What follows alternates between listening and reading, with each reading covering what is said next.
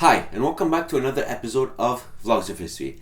I'm your host, Darius Cousin, and this week we're taking a look at something that is a little close to my heart. You see, I grew up and still live in Montreal, Canada, and what we're talking about today has had a huge impact on my beautiful city. So for this week's episode, we have Expo 67, the world's largest fair. For those who don't know, a World's Fair is essentially an international exhibition of the scientific and artistic achievements of the participating nations. As the name suggested, Expo 67 was held in the summer of 1967 in Montreal, Canada. Over 60 countries participated. To this day, it is still seen as Montrealers as one of the most important events that happened in their city. Not only did it set the record for the most attendees at a World Fair, but it also brought some very interesting architecture to Montreal. Although Montreal almost missed the opportunity to host the World's Fair. Before the decision was ultimately given to Montreal, it was originally intended for Toronto before being passed on to Moscow, Russia. During the round of voting that was to decide where to host the World Fair, Moscow won the majority of votes. It wasn't until the Soviets cancelled their plans to host the World Fair because of financial and security reasons that Montreal's new mayor Jean Drapeau lobbied the government to bring it to Montreal. This wasn't Montreal's first attempt to host the World's Fair, but this time they got it. Originally planning to host the Expo 67 on Mount Royal Park, which is a very big park north of Montreal's downtown core, Jean Drapeau changed his mind and actually wanted to build new artificial islands to host the Expo 67. At the time, this was thought impossible to do and especially to complete in time. They even ran a computer simulation that predicted with 100% accuracy that this would be impossible to do. On August 13, 1963, during a ceremony held by Jean Drapeau, construction officially began on the artificial islands. The plan was to enlarge an already existing island, St. Helens Island, and actually build a new island called Notre Dame Island. The 25 million tons of fill needed to actually build the islands would come from Montreal's metro excavations, which were already being under construction before the Expo 67 was even given to Montreal. This was the time where Montreal was building their metro system, and so they were digging a lot and they had a lot of earth and soil to use. To everyone's surprise, even surpassing the computer's expectations, on August 28, 1967, construction was officially over and ready for Expo 67. The fair lasted all throughout the summer, all the way up until the end of October, even being extended for 2 days because it was just that awesome. It even surpassed the financial expectations, producing a much smaller deficit than originally planned. Originally, they planned a couple of $100 million in deficit that would have been bared by the government,